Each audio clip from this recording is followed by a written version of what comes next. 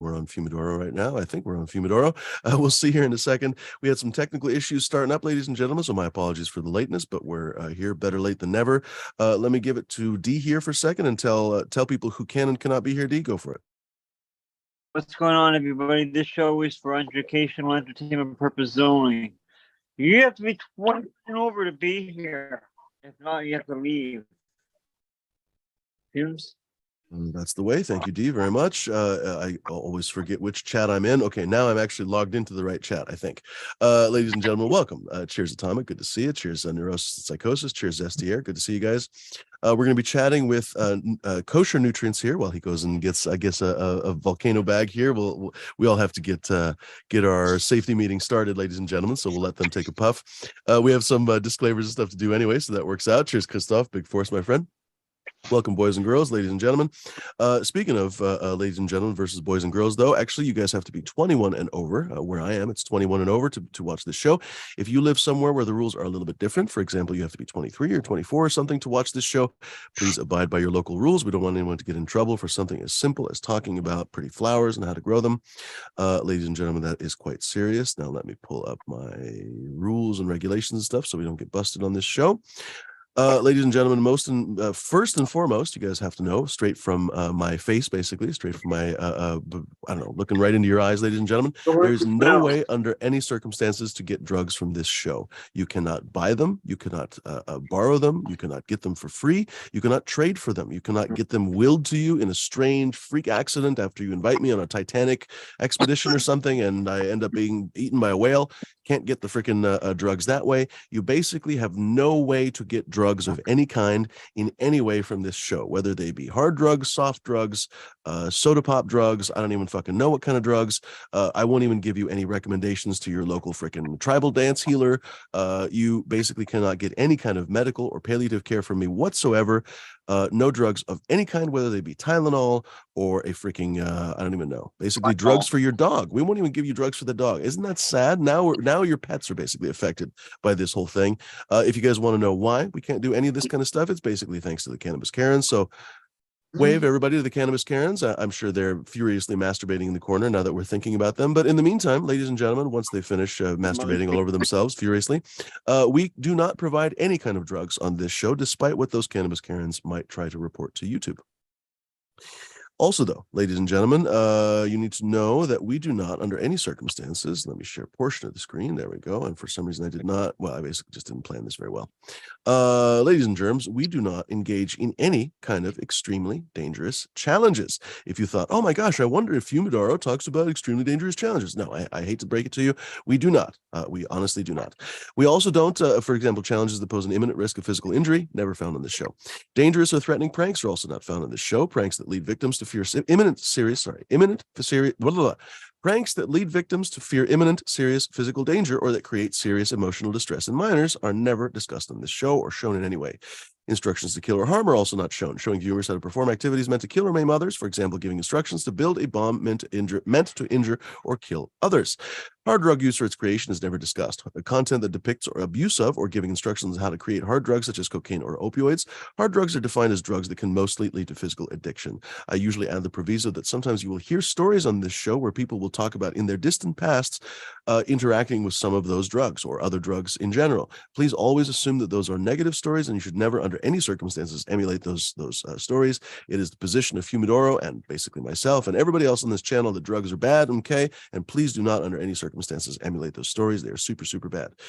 Instructional theft or cheating is also not shown, showing viewers how to steal tangible goods or promoting dishonest behavior. Hacking is never shown, demonstrating how to use computers or information technology with the intent to steal credentials, compromise personal data, or cause serious harm to others, such as, but not limited to, hacking into social media accounts. We'd never discuss any of that shit. I'm sorry you even asked. Bypassing payment for digital content or services is never shown, showing viewers how to use apps, websites, or other information technology to gain unauthorized access to audio content, audiovisual content, full video games, software, or streaming services that normally require payment. We would never be so foolish as to discuss those things. I think you would be foolish to even ask. Ladies and germs, we don't discuss any of those things on this show. And once again, I reiterate, we do not under any circumstances offer you drugs of any kind. You will never, under any circumstances, not for any amount of money in the world, not for no amount of money, not for anything, not for favors, not for winks, not for promise of favors, nothing. You will never, under any circumstances, get drugs from this show. It is literally an impossibility. You would be better off trying to get drugs from a fucking stone. So fuck off and don't ask anymore. In the meantime, Kosher Nutrients is like, why does he have to say all this stuff? It's because we have these fucking cannabis Karens that constantly report our shit. Flora knows about it. He's gotten reported recently as well. So there are people that have no life and basically take our things that we do as something that belongs to them. It's really kind of sad. But anyway, cheers, folks in the chat. Welcome, everyone. Yeah, it's bonkers. How it offends them. It offends them what we talk about. It does. I think it does. Maybe it does. Maybe it offends. Maybe our awesomeness offends them. Flora, I think that's what it is. It's our awesomeness that offends them. It's the vibe. It's the vibe. It's the vibe. Kosher Nutrients, let's do, the way I normally do it is we'll do a brief introduction, say hello, and then, we'll say hello to everybody, and then we'll get into the meat of it. Welcome, Kosher. Cheers. Good to see you. Thank you. I appreciate you having me on. I've heard a lot about your show. This is the first time I've actually been on it. Yeah, so it's a pleasure to be here, and I appreciate the opportunity. Great to have you. Speaking of which, Flora, thank you very much. We're going to jump the queue just for this one time. Thank you very much for getting Kosher on the show. Cheers, Flora. Yeah, good thing. Glad to see Eric come on. So, he's got a lot of good insight and stuff to talk about. So, be good.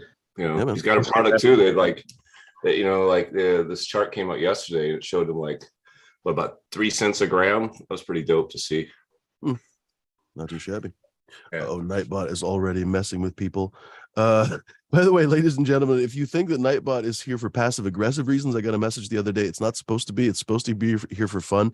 So if you guys actually are angry at Nightbot, please just let me know and I can do something to stop Nightbot being an asshole.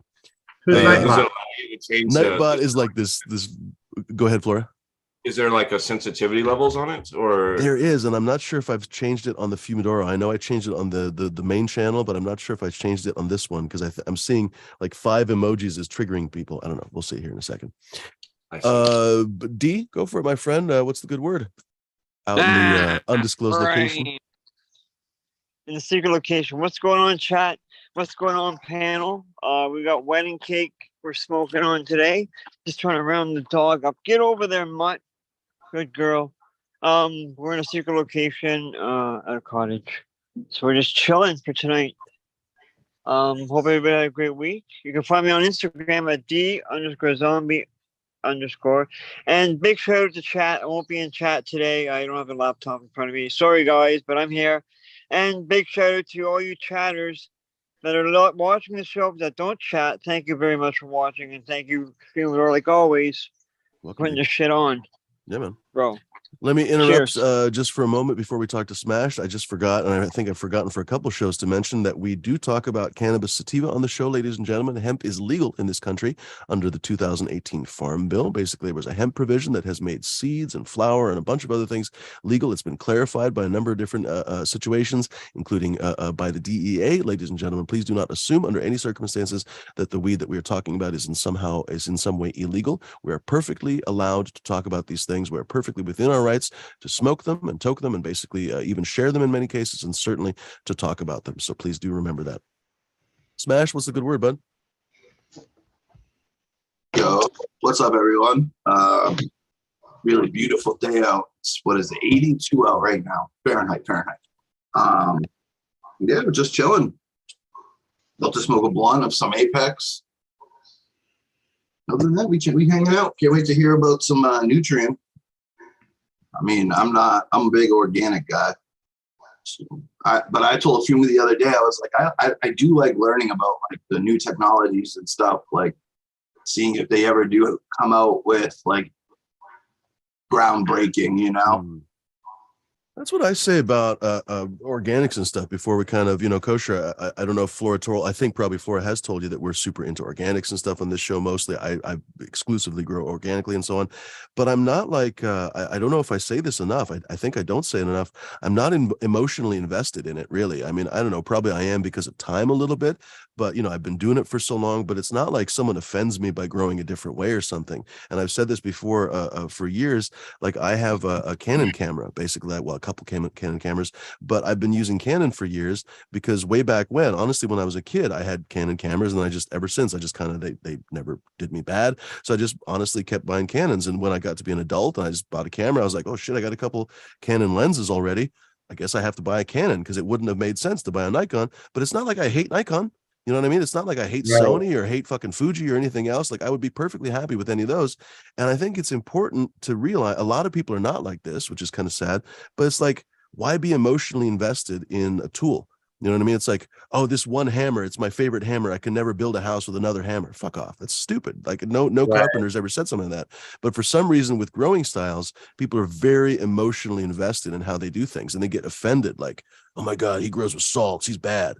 Like that's dumb, I feel like, it's in our nature. It's human nature. We are creatures of habit, and we do what's comfortable to us. We rarely extend ourselves outside of our comfort zone unless, pushed outside of the comfort zone. So that being said, like we naturally want to do what's comfortable to us and what's familiar to us. And that extends all across human behavior, not just, what nutrients we're choosing. We're creatures of habit, and they want to do what's comfortable to them. And I feel like a lot of people, they do have a preference at, organic versus salt-based, and not necessarily. And I think a lot of it is not because they truly believe that it's better. It could be as simple as they are simply more comfortable with it. It is their safe zone. It is how they've had good results in the past. And they tend to, favor an organic grow simply because they're familiar with it. But there are that rare breed of growers that will try to make you feel like you're doing something wrong if you're not doing the same thing as them. And I don't necessarily agree with that mindset. If somebody prefers organic gardening, more power to them. But let's not try to degrade the other types of gardening. To each their own. My stance on that is, again, like I just said, we're creatures of habit.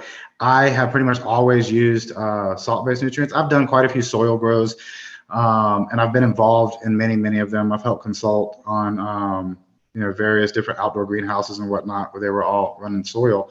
And again, I've seen many situations where we'll use soil in conjunction with salt-based nutrients. I've seen certain situations that's all organic. And, at the end of the day, it's to each their own, and whatever the grower is comfortable with. A couple of key things that I really like to point out when I'm having this discussion is that the plant can't tell the difference. Even with organics, the plant is not actually taking up the nutrients. It's taking up ions, salt ions. And as this organic material breaks down, it is forming ions that the plant is then taking up. So the ions that are formed during the breakdown of organic material are virtually identical to the ions that are derived from a salt base or a synthetic source. At the end of the day, nitrogen is nitrogen. The plant can't tell the difference between this nitrate ion that came from this source versus this nitrate ion that came from that source. So as organic material breaks down, it is eventually, it's forming ions, salt ions, that are then taken up by the plant. And, with that being said, and if you can dial that science in, whether you're doing it organically or you're doing it from a salt-based source, the end result is going to be the same, because the plant literally can't tell the difference between these ions and those ions. So it's a different beast. It's a different, it's a whole different system altogether. Like your learning curve is different. How much nutrient becomes available, how quickly it becomes available, how often you have to replace the nutrients in the soil. All of that is different from a salt-based system to an organic system. But that's not, in no way, shape, or form do I believe that one is better than the other. I feel like these are two different routes to get to the same end result. I don't necessarily believe that a salt base is better than a organic. I don't believe that organic is better than a salt base. They're two different delivery methods, and people have their preference. I believe that great, amazing results can be achieved from both lineups. Can you talk about that a little bit? Like, So for the nutrients, for like kosher nutrients, your carrier is mostly the water. So when you're watering in, it's the plant's uptaking its water and getting its nutrients. But with our organic systems, what I'm understanding that as the plant as the soil breaks down its materials, the plant can uptake it as needed. Right. Well, as it's becoming broken down in your medium or your soil, and the plant is then taking up as needed. Virtually the same thing is happening if I were to give it a salt-based lineup. I mean, we're delivering those readily available ions directly to the root zone. Now, there are some pros and cons. You can't overdo it. Like in organic gardening, as you just stated, the plant takes up what's needed, versus in a salt-based lineup, because all of the nutrients are essentially readily available, it's easy to overdo it. You can put too much in there, and because they are all readily available, the plant will take it all up, and thus, you have burning or over fertilization. So it's easy to overdo it, but when managed correctly, delivering the right amount of ions or nutrients rather to the root zone, it's going to give you the same effect as the plant breaking down organic material and creating those ions for itself in the root zone.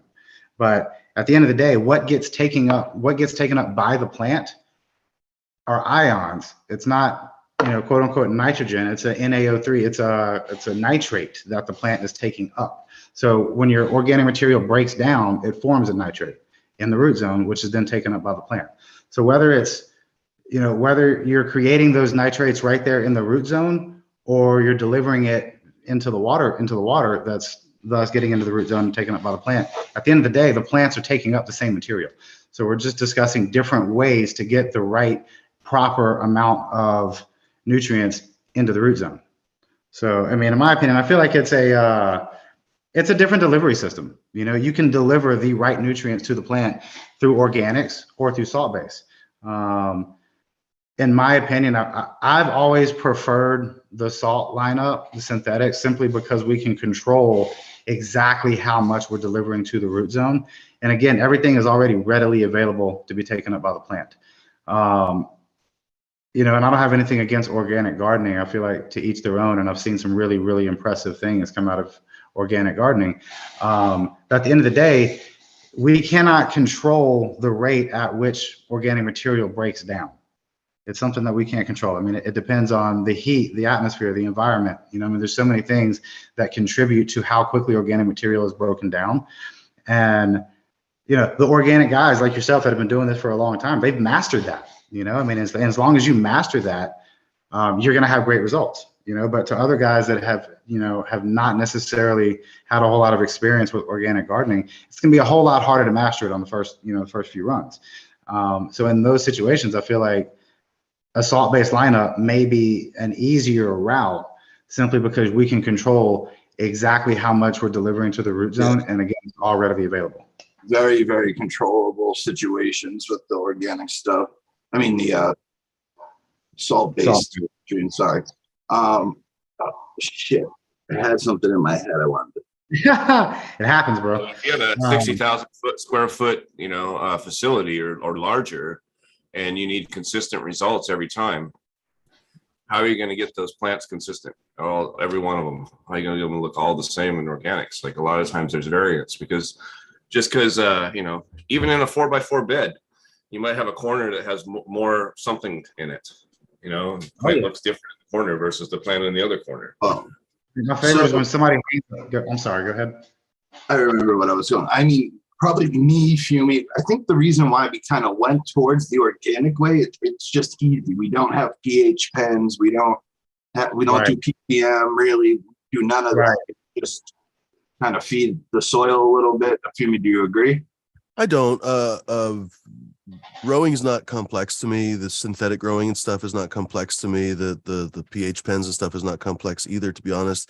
What I wanted is the absolute peak of quality. And I don't mean to be a fucking douche about it, but I'm a little bit of a snob when I do stuff. I always do it the best I possibly fucking can. And I never try to do something kind of half-assed. It's kind of annoying because I'm always like, full fucking bore. And so, for example, Right. with growing, I was full bore with it basically. And so for me, like anything that compromises the quality of the weed is out, basically. Literally any fucking thing. And I don't care if it's something that's costly or time consuming or whatever.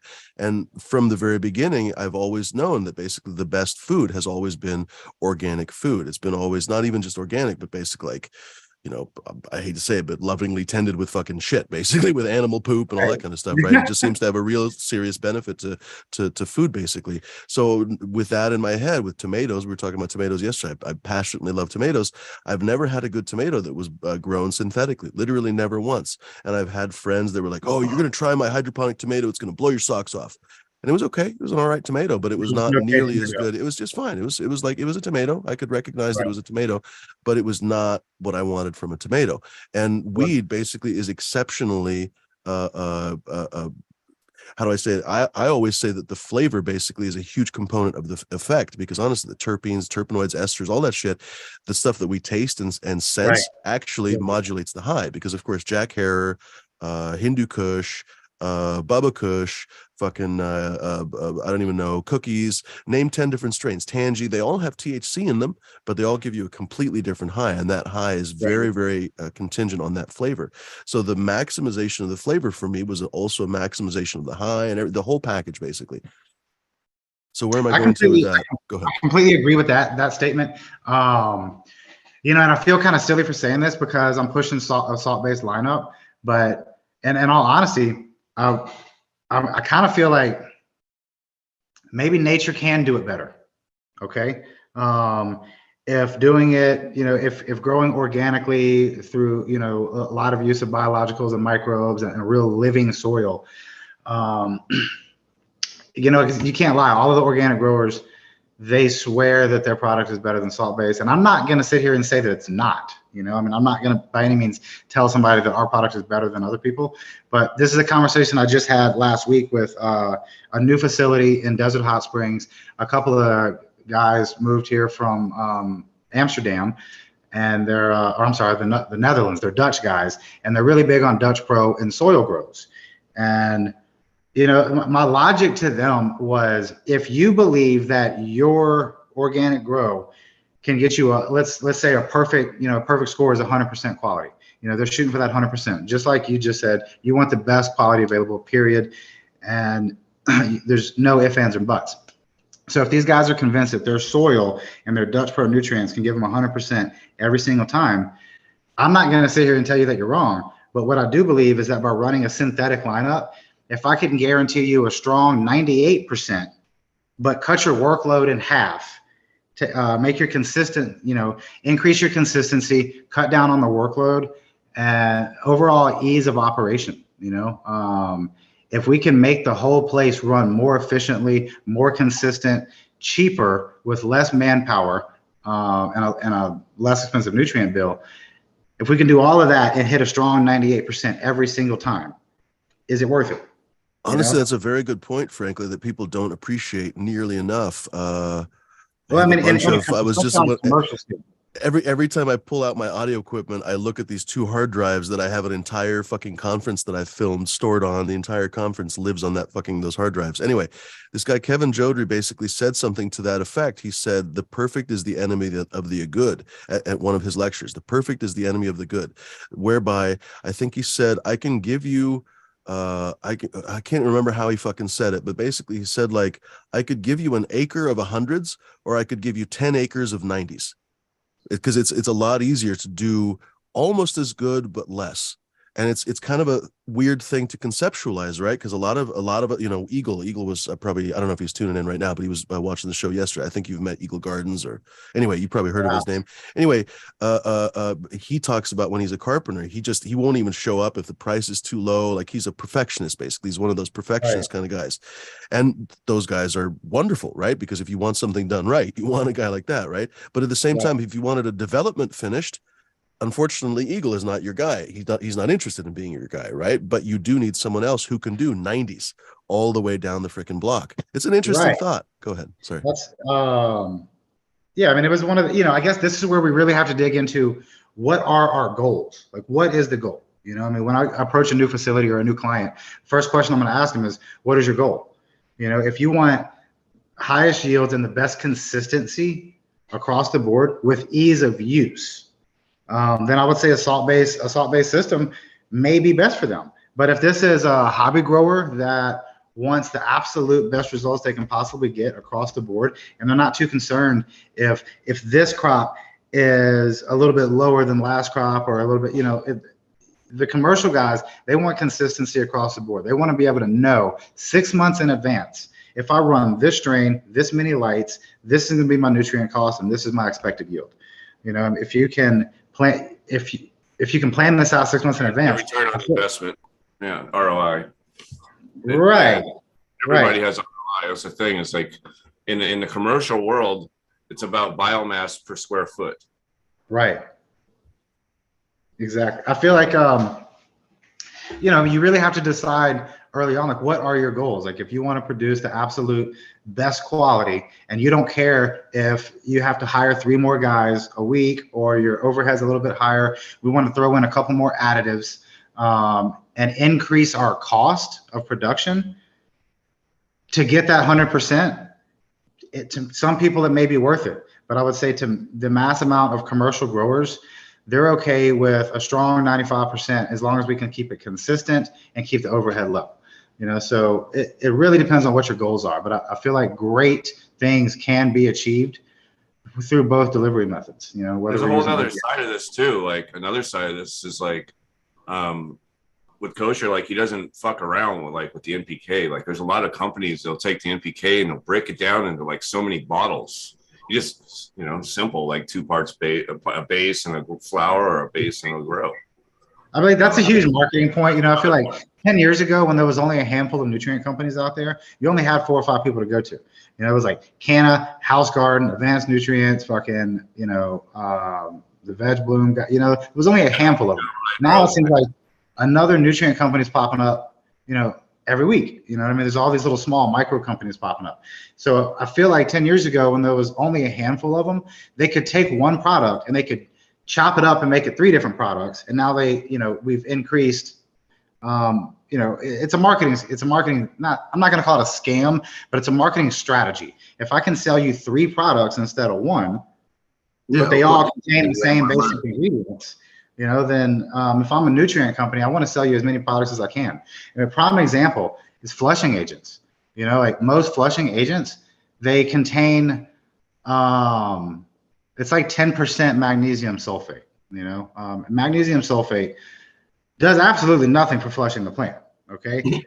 What it does, the magnesium actually increases chlorophyll production, which in my opinion, this is not something we would want to do on the flush. If we're going to increase chlorophyll production, like, why not do it weeks 1 through 6, not on week 7? So I feel like what's more logical is that the nutrient companies have discovered that a minute amount of magnesium sulfate will not hurt the plant at all, but they have essentially created a product for you to buy on the 1 week that you don't buy any products. Yeah, and then the sweeteners and shit too. Right. I mean, I feel like a lot of this is marketing. We can take the same ingredients and we can chop it up into 10 different products, or we can simplify it and put it all into, 1 or 2 or 3. And that was kind of our whole goal here, was to create a simple, balanced, effective nutrient line that would get you great results without all these other additional products. We put a lot of time and energy into balancing our diet to where you don't need boosters. I mean, if I needed a boost, to me, that means it's because I don't have enough of something. But if I have enough of everything, why would I need a boost? And what's going to happen when I give it a boost if it already has enough of everything?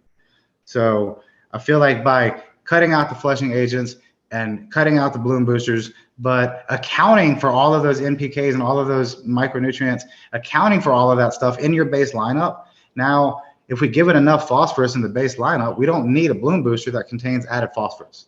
So, we put a lot of time and energy on balancing this recipe to not need a bunch of additional products. But that being said, if we can take our whole recipe and balance it and equal it out to where we need equal parts of we need an A and a B. They both use equal parts. another thing we wanted to get away from was these feeding charts that required 6.4 grams of A and 3.9 grams of B. Like, why? You know, I mean, if we can simplify all of that and create a balanced recipe that's going to require equal parts, now we simplified our feeding. We've taken a lot of the workload out of it. And by feeding it this diet, if we can achieve a strong 98% time after time after time across the board on every strain, I feel like that may be essentially more effective than adding in all of these little parts and pieces and boosters and increasing our production costs just to get that extra 2%, just to get 100%. So is our diet, is our formula perfect? No, nothing's perfect. You know, I feel like there is always room for growth. There's always room for improvement. We just wanted to create a recipe that was going to get you great results consistently with less overhead and not need all of these additional products, not need all these additional parts, you know.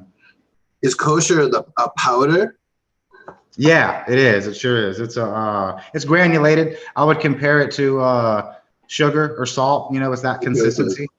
That's what makes it kosher? Does your rabbi have to fight another rabbi, or how does it work? No, they don't fight. You know? I have seen them fight, but they don't fight over that. Okay, so here's the deal. We meet all of the criteria to be certified kosher, but we actually have not brought in a rabbi to certify to bless it and certify it. Yeah. So we don't use the kosher logo. Are you unkosher? What's that? Are you unkosher? Because you haven't. Well, technically, I mean, you know, our definition of kosher is genuine and legitimate. There's no cheese that touches the meat, so it's kosher. Nice. No, yeah, Nice. we're not crossing the group. And, you know, like the whole kosher thing. To be in all honesty, it's kind of like a club. It's an expensive fucking club to be in. Yeah. There's a high cost to have them come out and bless it, and then there's a monthly overhead fees and whatnot. Wow. That you know, so I'm going to say this: we meet all of the criteria, but we haven't got to the rabbi stage yet. You know, we're just kind of getting the wheels moving. But whenever the time comes for us to take that step, I mean, like I said, all of our stuff is we meet the criteria to be certified kosher. We just we haven't taken that step yet, which is why we don't use the kosher certified logo and we don't claim to be a kosher product. We like the name Kosher Nutrients because it stands for being legitimate and clean. But we have not actually had our certification yet, which is something that we're working on. Right on. Yeah. We got a great question, by the way, and obviously I'm kidding. We got a great question from Steel Beams, who I think also had a good comment. Steel Beams says, I guess this is the comment. Steel Beam says, I feel the best synthetic growers are adding some form of biological additives these days. And so his question before that was, I've heard some secondary metabolites that enhance flavor and terpenes aren't necessarily created with a simple NPK regimen. Is there any truth to that?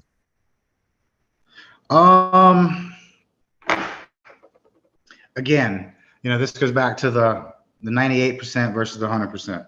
I'm not saying that we can't modify the recipe, add things to it that are going to give it a slight edge in flavor or aroma or terpenes. In our experience, it seems like by adding certain things okay, let's talk about essential elements. Like none of those things are essential for plant growth. Okay, so our whole goal was to provide all the essential elements for plant growth. Now, can we add this or that's going to give it a different flavor or an aroma? Absolutely. Of course we can. My question to you is, are we improving something or are we changing something? Because I feel like that's a big misconception too. You know, people say, well, I added this and it changed it changed the flavor or it changed the smell or it changed the color. Did we improve it or did we just change it? That's something I feel like is debatable with a lot of people. I mean, if there was some product out there where once you add this to your recipe and all of a sudden your weight doubles, I would say it's a necessity. But there is no product out there that will automatically double your weight, hands down. I feel like by adding small amounts of this or that, are there noticeable changes? Yes. Are there noticeable changes in the root mass? Yes. Are there noticeable changes in thickness of the leaves, rate of growth, things like that. But at the end of the day, did your weight double? Or did we change the color of the bud from a lime green to a purple? Like, was that the goal? You know, a lot of me believes that if we want purple weed, get a purple strain. You know, we don't want to choose a non-purple strain and then add all of this stuff to it to make it change purple. And when it doesn't turn purple, does that mean that product didn't work? So I feel like there's a big misconception between adding products making it better or adding products that make it different. So when we add a certain product that may metabolize differently, or, well, I'm sorry, I don't remember what the question was because I can't read it. He was asking about the secondary metabolites, and it's an interesting point that you bring up. You basically talk about the all the necessary nutrients for the plant to survive. Or how did you exactly say it? All the necessary nutrients for the success of the plant. 16 essential elements for plant There we growth. go. Or 16 And essential elements. I guess that becomes kind of an interesting debate then. You know, I've been meaning to do, and, you know, you'd actually be a really great contestant, I guess we could say, on this debate. I'd like to do an organics versus synthetics debate one of these days, where we basically talk about, you know, literally, what do we think is better in a friendly way? What do we think is better? Yeah, what absolutely. do we think is, you know, blah, blah, blah. I love And I love to communicate it with other people who love the communication aspect. Yeah. I don't want to argue with anybody. You know, I don't want to throw There's no stones reason to at people. argue. Yeah. Like I said, most of the things that we grow with, I was saying this yesterday, when you think about the commonalities of our grow style, we all grow with light. That's something that we don't disagree on, you know, like you can't Right. not grow with light, right? And then a lot of us grow in pots, we grow in sometimes indoors, like most of the stuff that we do, we agree with. And then at the very end of the chain, we use some different nutrient processes. That's not really that important in the grand scheme of things. Where was I going to, though?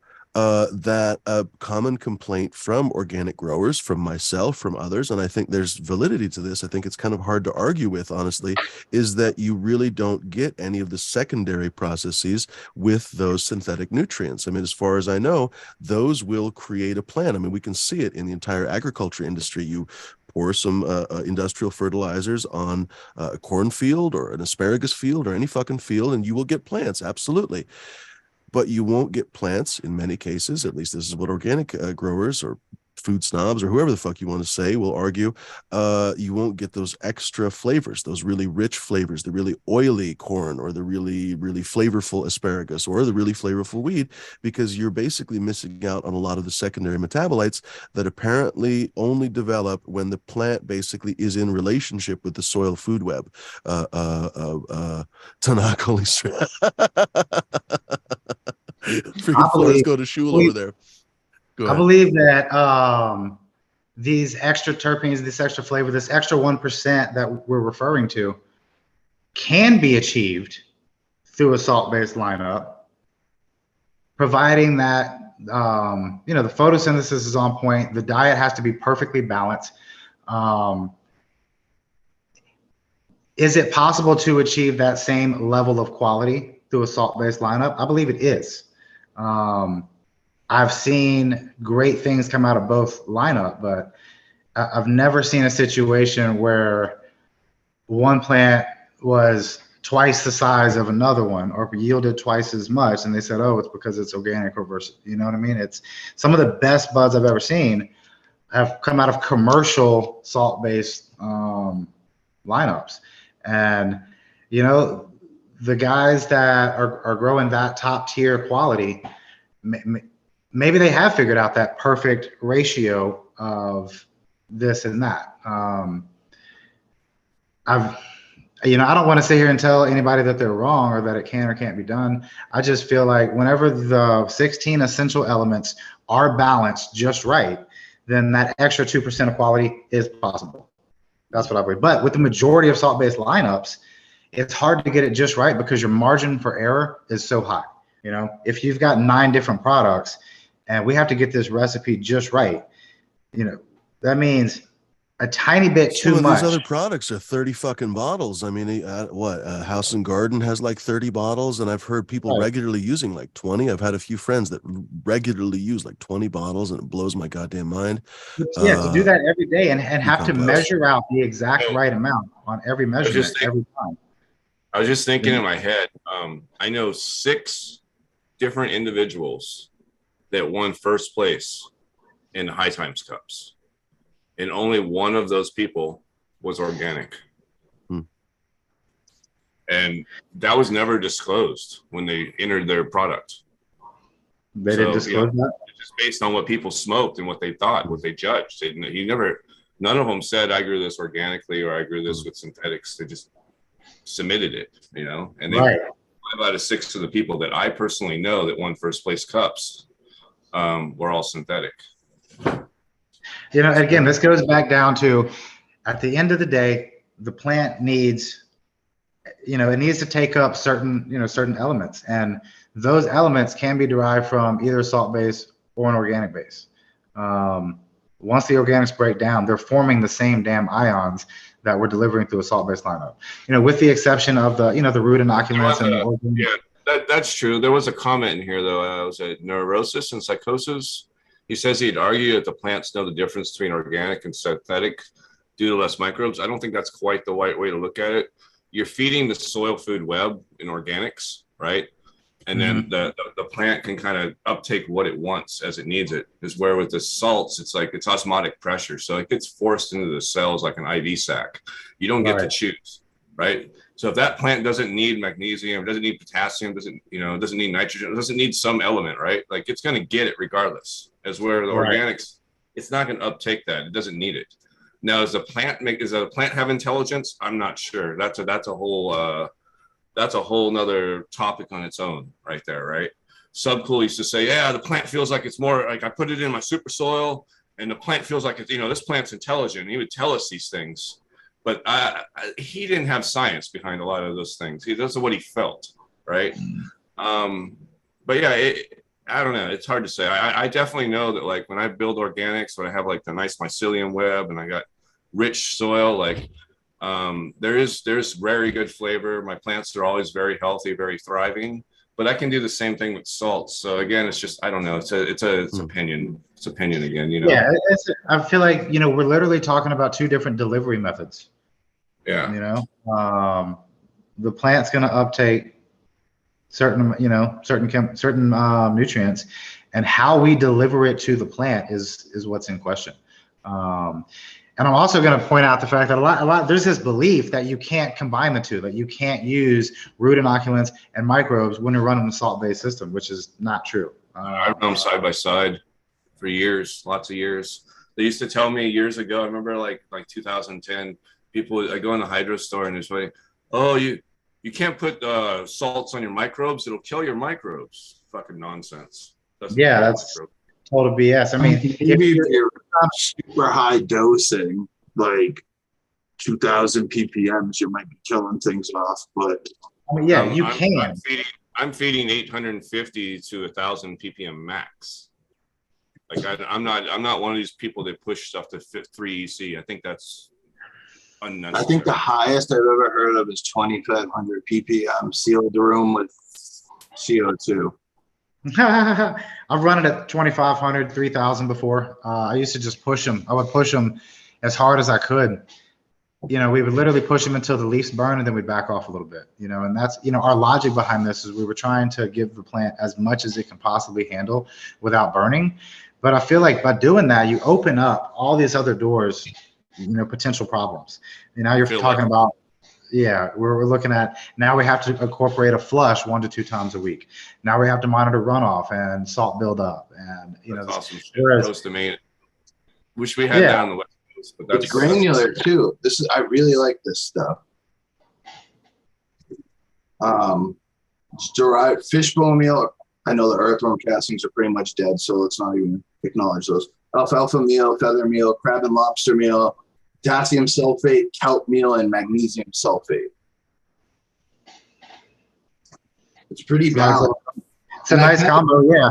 Like a lot of the material that's in there is going to break down and form nitrogen nitrates. And again, say again.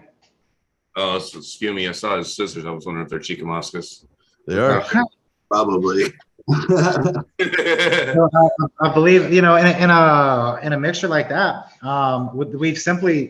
we have exchanged our nitrogen nitrates for organic materials that are going to break down and form the same nitrates. So, you know, again, it's a delivery method. To each their own. I feel like, you know, again, I'll never stop saying this. I don't believe that one is better than the other. I believe that we're shooting to give the plant a certain makeup, a certain chemical makeup of nutrients, a very specific makeup. So, And whether if we can achieve that with salt-based or organics, I mean, that's the goal though. And the goal is to give the plant what it needs. And there's just, you know, there's multiple ways to deliver these same nutrients to the plant. so like I've really been thinking about switching over my mother's to like a synthetic system. You know, try it out, man. You know, and just, you know, no harm, no foul. If you don't like it, there's nothing wrong with going back to organics. But I feel like you might like the ease of use. You might like the simplicity of it. It's not nearly as complicated as a lot of people make it out to be. You don't need 20 bottles. In fact, our whole lineup, if you watch some of my videos on YouTube, some of my earlier videos, we focused a lot on trying to get away from ppm meters and away from, you know, pH charts. And, you know, I constantly tell people to stop chasing a certain ppm or an EC. Like, that chart was not made for you. You know, whoever wrote that chart, they don't know your particular environment, you know, your specific needs for your plant. You know, so you can't exactly follow a chart. Not to mention, without an actual soil tester, you wouldn't know which element to chase, would you? Yeah. Oh, I got to do some more molybdenum today, bro. How would you? Right. Know that? Like, you have no idea. You know, I mean, all they know is, well, the back of the bottle says run it at 3 EC, but you know, their room may be different. The room is not as hot and it's less humid, so the plants are not photosynthesizing as much. Therefore, they require less nutrients. Now, and you're trying to sock it to them at 3 EC because that's what you read on the back of, you know, some bottle. There's somebody else in a completely different environment ran 3 EC and did great. So now you feel like you have to run 3 EC, but you're burning your plants up because they're not photosynthesizing at the same rate that his plants are. So it's just, we wanted to emphasize, get away from the meters and the charts and the graphs, and, you know, get to know your plants. You know, look at your plants. Like, your plants have a built-in meter. You know, like, the idea is to stay dark green. You know, if we get too dark, there's a problem. If we get too light, there's a problem. But I mean, get to know your plants and stop looking at charts and graphs so much. So I feel like we tried to design a system that didn't need all of these charts and meters. And by doing that, we've simplified the formula. And, you know, anybody that's having thoughts of trying it or just want to see what it's like to run salts, try it out. And if you don't like it, go back. But you never know until you try it. I got a question for you. What's your feelings? I know we've talked a little bit about it, but not, of course, on this show and a new audience. But why do you not have, and what are your feelings on hypochlorous acid? It seems to be a common thing being used in like Athena and some of these other big names right now. My thoughts on hypochloric acid is, again, I'm not going to sit here and say that it doesn't work. We are all about achieving great results without all of the additional products. Now, hypochloric acid is used as a cleaner, right? People are using it to clean their system, you know, before a next run. So let's look at this. Salt water, which is basically what we're dealing with. You know, a lot of people think of salt as table salt, but salt is but they're using it to clean biofilm, essentially, because you get biofilm buildup inside your piping, your irrigation lines, right? And also in the emitters where it comes out, right? It can get buildup, like biofilm buildup, and basically, you run that at a couple times a week, and you won't have any buildup. Yeah. Again, you know, I mean, I'm not saying it doesn't work. I feel like if people, you know, feel the need to use it, then use it. But I feel like you can achieve the same result without the added product. Salt water is a universal disinfectant. You know, let's start there. Salt water is used as a disinfectant for hundreds of years all over the globe, you know, and it may be a different type of salt. It may be a sodium chloride, but again, a salt is two different ions stuck together. So by using a salt water, we're already growing plants in a universal disinfectant. So if we can run a clean res, now again, adding all of the inoculants and the humic and the fulvic acids and the organic material, yes, we can get a biofilm. And my solution to that is I would prefer to change my lines out before adding hypochloric acid, simply because I've read some things about hypochloric acid that I'm not keen on. And I feel like the hypochloric acid does nothing for the plant itself. It is used as a cleaner to clean the system. So being that the plant itself doesn't use the acid, I wouldn't want to introduce it into my feeding system at all. I would try to achieve the same results without using the hypochloric acid. I don't do a lot of the humic and fulvic acids and the microbes and the inoculants, so I don't have to deal with the biofilm. And if you omit all of that stuff and you run a clean system, we're feeding our plants with a disinfectant when you look at that, when you look at it like that. Salt water is disinfectant. I personally, I've worked at some facilities where I didn't have any choice, and obviously I used it. But when I have a choice, and then also my own stuff, I use a product called SLF 100. Okay. And it works. It's a microbial enzyme from this guy named Newton Hayes out of Oregon, and it's fantastic. It's a little expensive, but my roots are always pure white. So the drip emitters never get gum on them. Everything stays perfect, pristine. Right.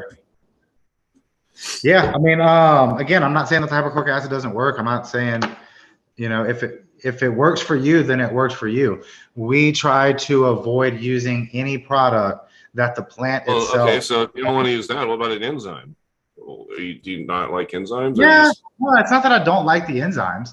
I'm all about simplicity. I think he likes simplicity. I was just going to say, yeah, you like simplicity, huh? I'm all about the simplicity, and I've had such good results with no added products that I'm a real strong advocate for everything you need, nothing you don't. We only use products that the plant itself actually uses. And do the enzymes work? Yeah, absolutely. One of my favorite ones was the Canazyme, made by Cana. I'm pretty sure that's still on the market, even though they probably changed the recipe 2 or 3 times in the past decade. That was one of my favorite enzymes. But again, like I've spent 10 years learning how to get these same results without all of these other products. So do they work? Sure. I'm just trying to get to the same result without the added expense, without the added products. I've never been in a situation where I feel like I need this. I need the hypochlorous acid. I need the enzyme. Could we add it? Sure. Would it benefit? Probably.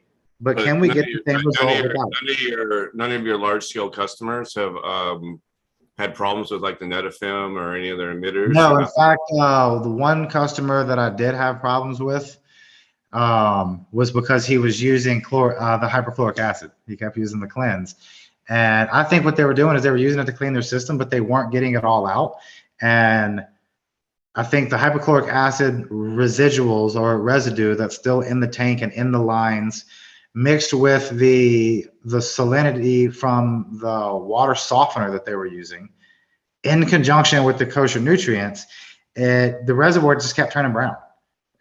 Like the plants were fine. Everything seemed to be happy, but I feel like it was too much of something. The water softener is adding essentially a type of salt to the water, and then you have the residual from hypochloric acid mixed in with the kosher, all mixed together. We were getting some kind of fallout. It was too much of something, and it would change the reservoir to like a light brown and then be residue at the bottom. All of that being said, plants did great. The plants were happy, but every time they used the hypochloric acid to clean the system, the next reservoir would turn brown. So my solution to them was cut everything out that ain't part of our lineup. You know what I mean? Like, let's start with just our lineup and not add anything else, and let's see what happens. Everything ran great. So that being said, since then they have not gone back to the hypochloric acid because there was no reason to. There was no need for it. My advice to them was once every 6 months, change out all your 1/4-inch lines, which is an expense of probably $250 for a 200 light facility. To do that once every 6 months, you eliminate any possible build up or clogging issue in your lines. So by adding the hypochloric acid in a system like that, could we eliminate having to change the lines once every 6 months? Yeah, you could probably, but now, what other margin for error have we added to the equation by using the hypochloric acid?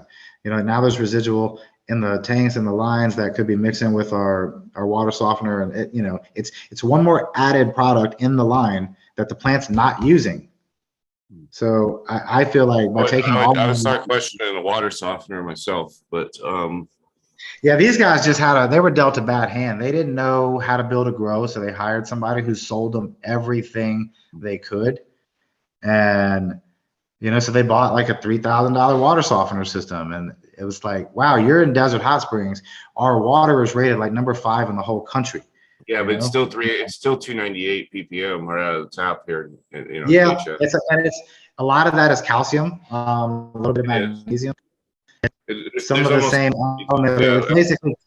Yeah, I've had it tested. There's no magnesium in it, almost none. There's no magnesium in it? Okay, I did a test on the desert water probably 10 years ago, and it had faint amounts of magnesium in it. Yeah, there's little amounts. But, so this is the logic behind most of these commercial grows. Like whenever they have investors that, they don't really know how to run a grow. They're just they're hiring a consultant to come do it for them. Like these people that buy the most expensive RO systems that they can buy and then filter out all of your calcium just to turn around and buy CalMag and put it right back in. Makes sense. Yeah, I've always had that same argument. It doesn't make sense to pull out and then exactly what you pull out, pay to put back in. Right. So, those guys, like I said, they didn't really need the water softener. Everybody else in the desert is having great results, and they're not using water softeners. The Coachella Valley is quickly becoming the Humboldt of the 21st century. The only time that I have been at a facility with a water softener was when the facility was on its own well. Yeah, there's that. All of these commercial facilities, they're all on city water. Are you both on West Coast? Yeah, we're basically in the same area. Yeah. Oh, okay. We're local to Actually, each other. Smashed, you were asking, because we don't have all that much show left. You were asking, and honestly, you've been probably the most synthetic curious or something person on the show for the longest time. You've been intrigued basically by synthetic growing, and you're now basically talking about, go ahead and ask the question about the plant mom that you were talking about. Go for it. Oh yeah, I'm thinking of switching my mother's to like a synthetic or what's it? And by the way, why are you hoping to do that? What advantage? I guess that would be a question for him, but do you think there's an advantage before you ask him to that? Why are we thinking about doing that? So I would like to keep my mother's in a smaller pot. Like right now I have apple fritter in a 3-gallon, and she's been in there for about 5 months, and there's probably nothing left in it. She's hungry, she's yellow, and it always happens when I try to hold a mother in one of these small pots in my organic system. So I was up potting to a 5-gallon fabric, and then I was going to use something like, I was thinking Jack's or something of the sorts, just to keep them fed when they start getting hungry. Yeah. Again, that's to each their own. I don't feel. Is there anything you're trying to achieve? What is the goal you're trying to achieve by switching to? Are you trying to make this feeding simpler and easier? Are you what? Why the switch? I feel like it would just help with the plant. Like it would keep the plants healthier. Because when in my organic system, after 5 months of, why not just up pot in the organic system, Smashed? Because it's I'm trying to keep it really small. That's the thing. I don't need big mothers. I just need some little plant in the corner, Right. Yeah. And to be able to throw a couple of grams of powder into your jug, shake it up and pour it in there. And to do that consistently and give it, man, I feel like you're definitely going to experience some ease of use. I would like to shoot you one of our little sample kits, bro. We have a kit that makes 50 gallons. It'll do 25 gallons of grow, 25 gallons of flour. I'd like to shoot it to you, man. Just, because I know right off the back that our formula is easier than Jack's. Our feeding chart's easier. And if you're going to make the switch from organic to a salt-based, like I literally want to see you use the easiest salt-based recipe out there. I'd hate for you to use something, and not that Jax is a bad product. I think Jax is a great product, but apples to apples, like our feeding chart is easier, you know, that simply put. So I feel like if you switch to a salt base and you used a feed, you know, something that was a little more complicated, like it might leave a bad taste in your mouth, and you switch back to organics without having really even given salt like a true try, just simply because like the first lineup, again, there's so many salt-based companies out there and they're all a little bit different. I don't want to see you use one and then switch back because it was too complicated or wasn't what you expected. If you're gonna switch, I'd like to see you try ours. And then same thing, if you don't try mine, try 2 or 3 other ones before going back to organics. You know, and I guess the takeaway here is don't try just one and then switch back and say, oh, well, that didn't work for me. You know, like try a couple of them, get a few different estimates, you know, and see if you can find a program that's going to deliver everything that you want out of a nutrient lineup with ease of use and you know, before giving up on it.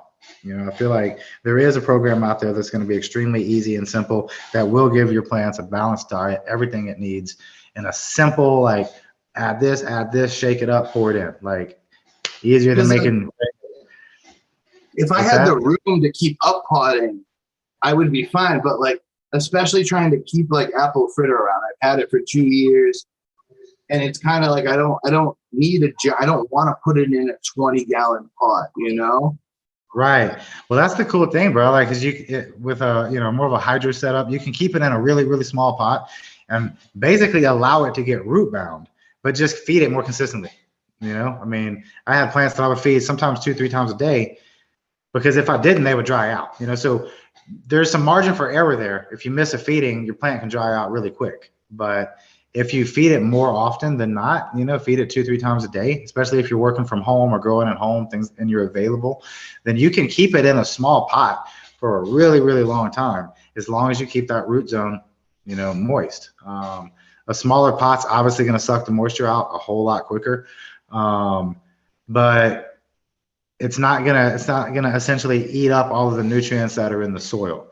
You know, you can make the same reservoir every single day and top it off every single day and never have a deficiency or a deficiency or an excess. You know, keeping it in a smaller pot, just water it more often. But yeah, that can be achieved pretty easily with the simple salt-based lineup, man.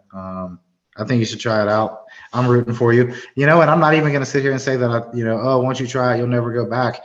You know, you may decide to go back to organics, and that's fine. But I think if you find the right salt-based lineup that's simple and easy to use, it's hard to go back whenever what you're doing now is easier. And you might find a situation where you say, damn, like that was really, really easy and convenient, but the organics made it 2% better. And that's when you have to decide, like, what are your goals? Do you want that extra 2%, or do you want the simplicity and ease of use? Yeah, I've always thought, I've tried hydroponics.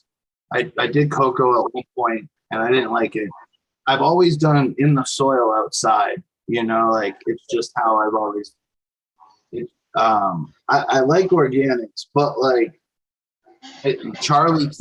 I've seen our friend Charlie's farm keep mothers in a 1 gallon for fucking 2 years. Yeah, and they get fucking top heavy, man. Because the plant is so much bigger than the pot underneath it. It's but yeah, you got to water them pretty frequently. I like doing that method, but the downside to it is you can't miss any waterings.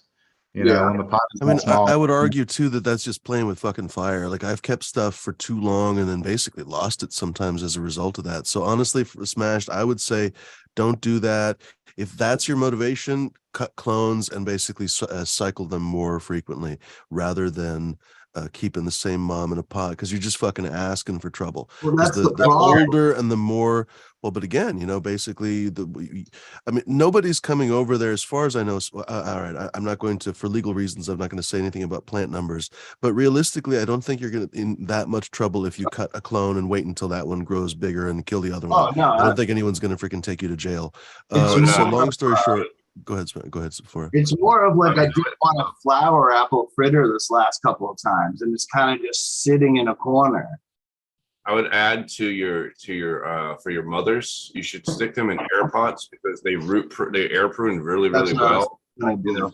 Spiral, and then you can feed whatever you want, right? Mm. But if you're gonna do organic, that's way too small. You need 20 plus gallons to have sustainable living soil. You can't do it in a one. I mean, you can, but you're gonna run out of biological matter really fast After a year, for sure. Yeah. So even with an air pot, there's just going to be too much air root. Like you end up basically just having root everywhere.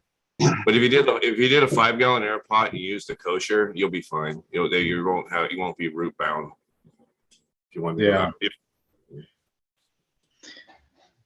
And it's so easy, a kid could do it. But not for weed. That'd be for tomatoes. Kosher, it's been a great show, actually. A lot of people, I think, have enjoyed the discussion. We've got, I don't know, 5 or 6 or 7 minutes left. I mean, we obviously can go longer. We don't have to fucking cut it at the bell or something. But have we missed anything that you'd like to talk about? I think you've talked about how you really focus on simplicity. You want people to have an extremely consistent result. You don't really want people to have to second guess their nutrients in any way, it looks like.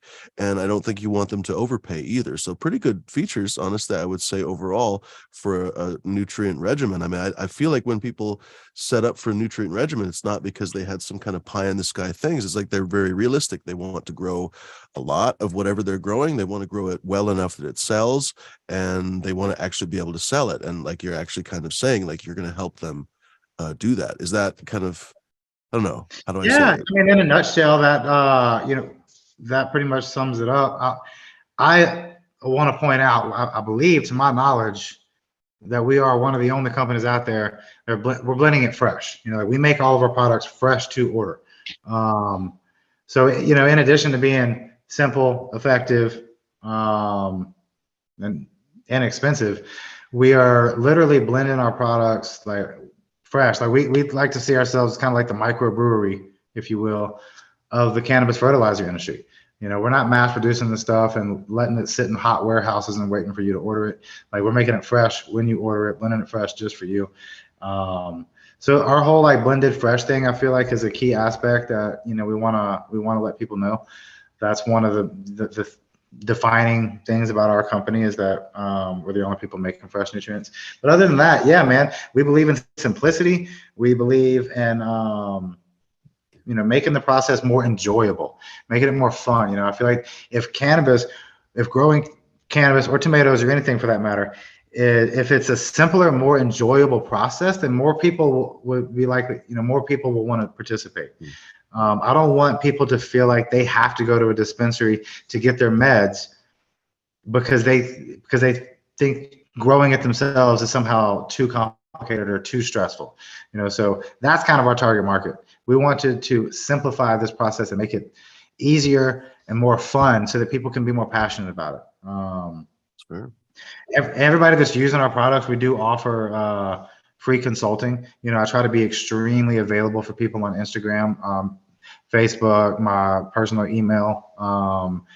We want to be known as the people that if you have some kind of problem with our nutrient line, just reach out and talk to me, because I'm very easy to approach. I'm very easy to get a hold of, and I do respond to pretty much all of my messages. So if anybody has any issues or questions about our product, just reach out to us. And I want to have a relationship with everybody using our products. And I feel like that's, something different. Like we're a smaller company, much smaller. So our attention to detail is much higher. We can literally respond to every email that comes in and give you a one-on-one, sit down chat about your particular situation. And that's something the bigger companies can't do. Their orders there's just too many for somebody to sit down and assess each and every one of them individually.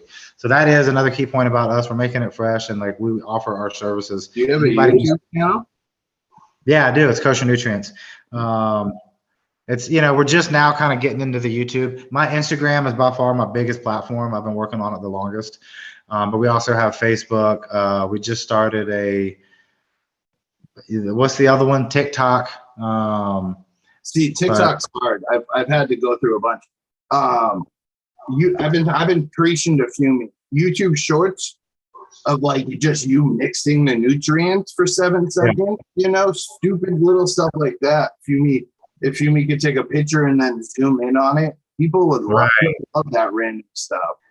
Okay. Yeah, dude, I've been trying to keep up with a lot of the what's trending now as far as how to get your reels out there and more views, things like that. And dude, when I say I'm a small company, it's me. I own it. I'm the chemist behind it, the sales guy, the delivery guy, I'm the marketing guy, I'm making my own YouTube videos. So it's a lot of hats to wear. And so I don't have a lot of time to figure out how to make these awesome videos. It's that's a common problem for a lot of us. It's a very, very serious issue, actually, to be honest, for people like Flora and me, we'll be really good at one thing, but not very good at another, or maybe we'll be great at 5 things, but fuck off. We need to be great at 10, it's pretty hard, So, yeah. Yeah. But yeah, there is a YouTube. There's not a lot of content on there. I'm trying to get more, active on YouTube. But if you just Google Kosher Nutrients, man, we're the top 4 or 5 slots on Google right now. Nice. If anybody's interested in trying our products, just reach out to me, send me an email, and I can send you a sample. And all we want is a fair run. Give us an honest opinion. And if we're not the company for you, I respect that 100%. I want you to find what's best for you. I just want to get an opportunity to work with you. So just subscribe to your YouTube. Nice. Yeah, man. I hope we can get you back one of these days. Maybe on the bigger channel, we'll do a debate, maybe on a Tuesday, literally between organics, synthetics, organics, whatever. We'll basically figure out pros and cons of each, or maybe even just it doesn't even necessarily have to be a debate. Could be just a little compendium where we just share the best ideas. Because I've learned irrigation methods and stuff from synthetic growers. There's no reason why you can't share tips and tricks. You know what I mean? You were going to say something, Flora? I was going to say also his stuff, he can blend it in custom sizes and ratios for people as well. And custom labels. We also do custom labeling. Somebody wanted to, essentially have their own line. I'm happy to put your logo on the bag for you. And then also Ryan from Aptus, he was actually, I had mentioned Kosher to him, and he was kind of interested in having that back and forth. So that might be something great for the big channel. Right on. I'm totally interested, and I appreciate the opportunity to be able to sit down and chat with you guys. Again, I love this community. I love putting our views and opinions out there and getting some feedback from other people. I love to bounce around ideas and communicate with this community in general. So anytime you have an opportunity for me to come back and chat, I would love that. Yeah, man. Sure do. Jimmy does that anytime. Go ahead. Yeah, I was gonna say you do an open platform. You do what? Tuesdays at 10. And if we don't have a guest, we're kind of just chilling and talking. 7 on our time. Yep. Yeah, no, that's true. We normally talk about just basically grow and sometimes we talk about the munchies or whatever. Bud Kilowatt, who's in the chat, he's actually Bud's an interesting guy too, because he grows synthetically, organically, a bunch of different ways. I think Buddy would be an awesome candidate for Kosher. It'd fit right into his element. Yeah, good point. Well, Bud Kilowatt, if you're listening, I guess DM Kosher. Yeah, give me a shout. You can reach me at sales@koshergrow.com or hit up my Instagram. Just go to my website and there'll be a contact us on there. Bunch of ways to get a hold of me. I'm actually probably the only nutrient company with my personal phone number on the website right there. So, when I say I'm here for you, that's what I mean. I'm here for you. Call me if you have a problem and I will help you get through it.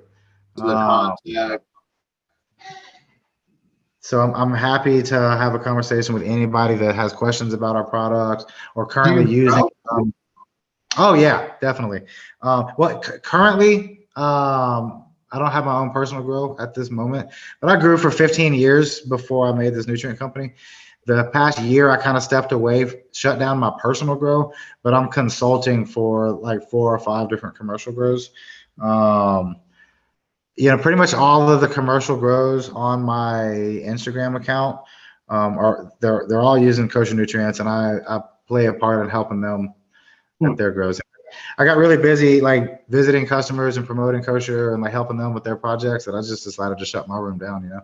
It's like my goal here is to help other people with their nutrient needs, not to compete with them by growing. Everybody grows right now, and I feel like I like the growers. These are my colleagues, my friends, my peers, people that I've done business with for 10 years.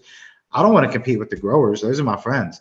I don't mind competing with the other nutrient companies, though. I'm not too fond of them, and I feel like I can do it better.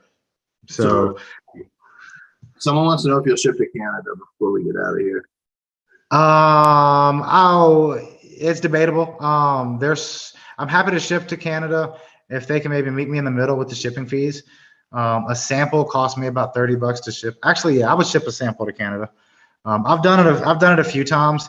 I just don't want to. Well, Yes. what's sold out? What's sold out? Go back up. Go back. Oh, just the Tisba to Scratch. It's a freebie. She's available. She's just, I have no other way to say like with order only. It's the only way I can do this with sold out. Typically with overseas orders or international orders, we ask them to pay the shipping costs.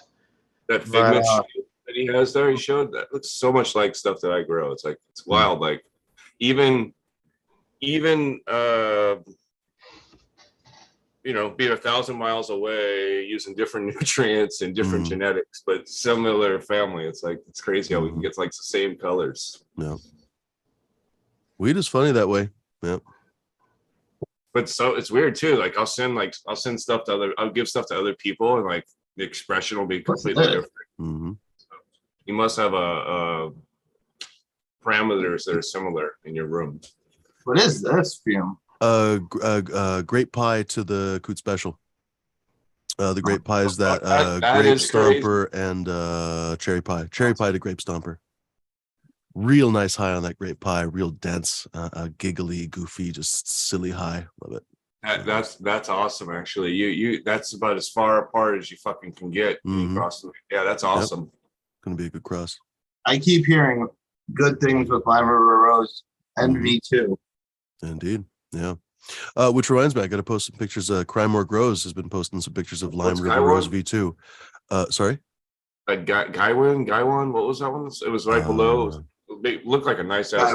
Gawain. Sugar Tits number 3 by Ruby Jack. And there's also a Gawain version 2, but I haven't put it on the website. Sugar Tits number 3 versus Ruby Jack F2.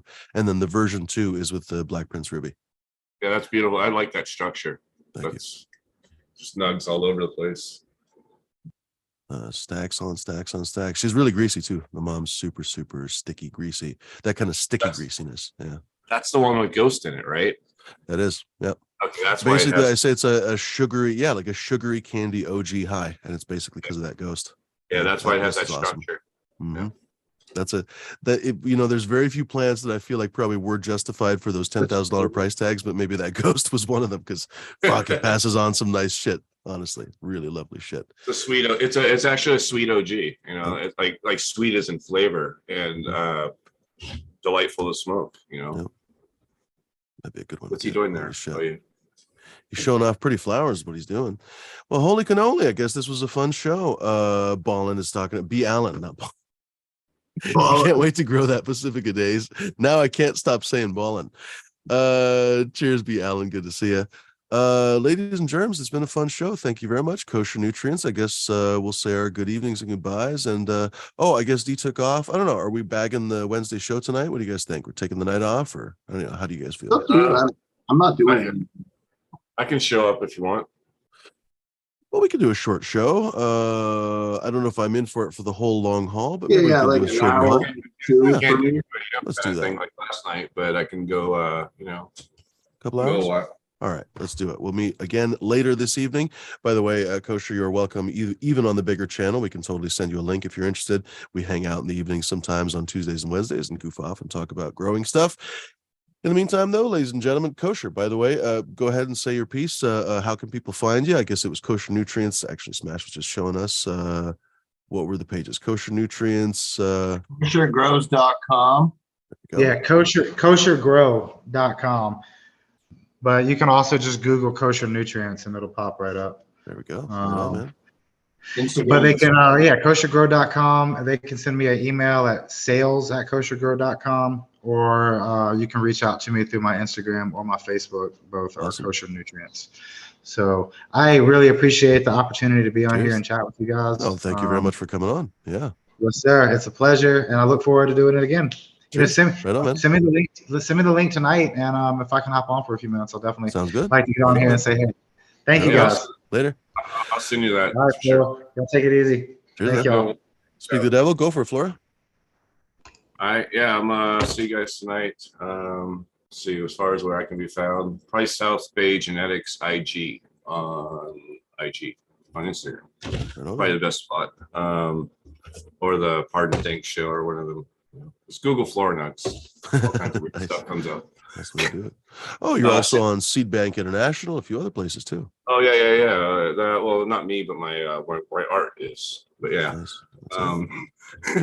nice. Seed Bank International, Doggo.Garden, Neptune, United Seed Bank, Prometheus, Lucius, a bunch of places. Awesome. Right on, man. Well, but I'll see you guys tonight. Cheers. What are we doing? 7 or 8? What do you guys figure? Same time or a little bit later? Up to you. No, you can do same time, right? All right, same time then. 10? We'll do it right around 7. All right, good. so yeah, it's 10 for you. Other time zones. Yeah, 7. Right, 7. that's the annoying thing. Yeah. All right, see you guys later. Cheers, Flora. Go for it, Smash. Cheers, everyone. Thanks for hanging out. See you guys later. For Smash 20, I'm doing a giveaway when I hit 420 subscribers on YouTube. I'm right at almost 400, and it's growing pretty quick. So if you're not following, follow, and then watch the story, and not the stories, the shorts, and I'll be doing a giveaway on there when I hit 420. But yeah, other than that, have a good day. See you guys later. Yeah, man. Later. Christophe, nous quittons, mon ami. Calmly smoking a joint with a Portland shirt. À bientôt, mon ami. Oh, pas de son? Oh, he's saying cheers. We'll do a miming research. No? All right. Cheers, my friend. We'll do mimes. Later, my friend. Cheers. Christoph can't hear us and we can't hear him. That's the way the cookie crumbles, my friends. Don't make fun of him. He can't hear you. Later, my friends. Thanks very much for hanging. Was I going to say something? Oh, I was going to say something. I guess I can show my Instagram. Where am I logged into my Instagram? That would be very helpful because fucking Instagram, you have to be logged in to show it. Oh, fuck off. This is no, don't show that. Okay, this is for Mary May carving. All right. Ridiculous. I hate when I open up a YouTube window. All right, don't listen to me talk to myself, ladies and gentlemen. The most important thing is that I'm trying to show you my Instagram so that I can show you this, because it's the only place I have it right now. I didn't plan this very well. Ladies and germs, join us this coming Tuesday. So we will be here tonight for a little bit, ladies and gentlemen. We'll be here for a couple hours, something, goofing off and chatting. Pardon me. And then on Saturday, join D for the zombie takeover, ladies and gentlemen. It's going to be a fun time. And then this coming Tuesday, ladies and gentlemen, at a very unusual time, I realize, basically very late in the show. If you're used to watching the show for the whole duration of the show, just keep watching it, I guess.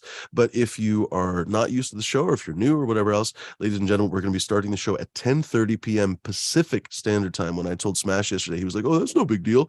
No, not 10:30 Eastern Time, 10:30 Pacific Time. Oh, yeah. It's a little bit worse on the East Coast.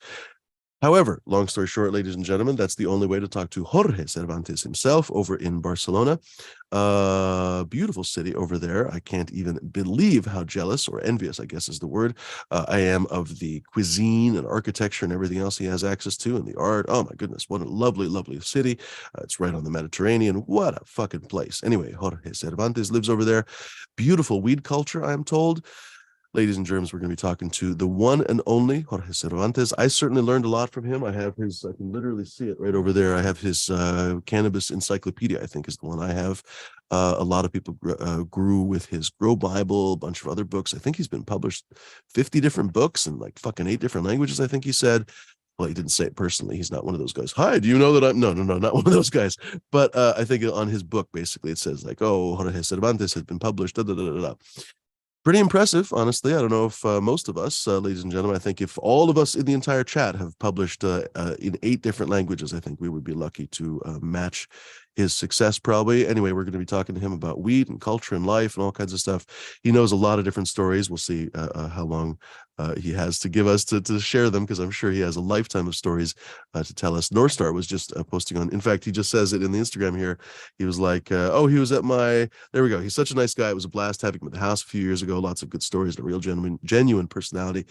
Absolutely 100% true. I had a chance to video chat with him. He was kind of vetting me, you know, and inadvertently I got to vet him, right? And he was a super cool guy, honestly, super nice guy, and had a lot of stories, even just in the probably not even half hour, 40 minutes we talked, had a lot of fun stories to share. Anyway, so ladies and gentlemen, I think it's going to be a really fun interview on the main channel, Fumidor and the Flavors. So if you guys are new to this channel, you haven't seen the main channel, welcome. First off, please like, share, and subscribe. Don't forget, I don't know why I keep saying don't forget to hit the like button. I think I already said that before.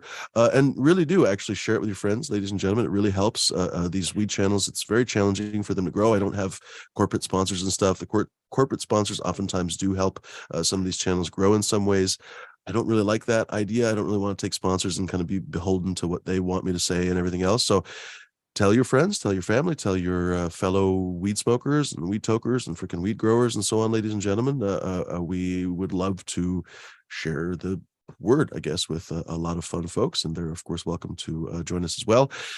Like I said, don't forget to like, share, and subscribe, my friends. And of course, like, share, and subscribe over at the other channel. Fumidor and the Flavors is the other channel, ladies and gentlemen. That's where we're going to be doing Jorge Cervantes on Tuesday, ladies and germs. Use the coupon code BRAINS, my friends, 14% off every day, all day, every day would be the other way to say that, over at fumidoro.com. I wholeheartedly recommend you go take a look at that surf grape.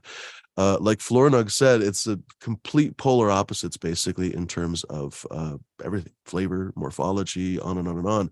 The mom is that cherry pie, grape stomper, grape pie, basically. So cherry pie crossed to grape stomper. Grape stompers, of course, from Gage Green, and that became the legendary grape pie. It's now already legendary. Grape pie, I think, is, if I remember right, is basically, or is it the grape stomper or the grape pie? One of those two is the progenitor to that grape gas that everyone's talking about over at Compound. So, of course, that was crossed to that aggressively lemon cleaner sativa of that Highland Thai Kerala cross, that Coot Special. It's going to be a real interesting cross, ladies and gentlemen. I think you're going to really enjoy that one. Of course, Pacifica Days is going to be also a spectacular cross as well, a little bit more sativa-ish, if we are allowed to use that word. Ladies and germs, I'll leave it there. Thanks very much for hanging. We'll be here tonight over at Fumidor and the Flavors, ladies and germs. So almost the same bat channel, different bat time. I realize now that was I probably shouldn't use that story, but anyway, we'll be here tonight anyway. The later Gators and julienne taters. Put some mayonnaise on it and whip it, my friends. Oh wait, be kind, be decent, be gentle. Don't forget to puff something wonderful, my friends. I'm forgetting something, but I guess we'll catch up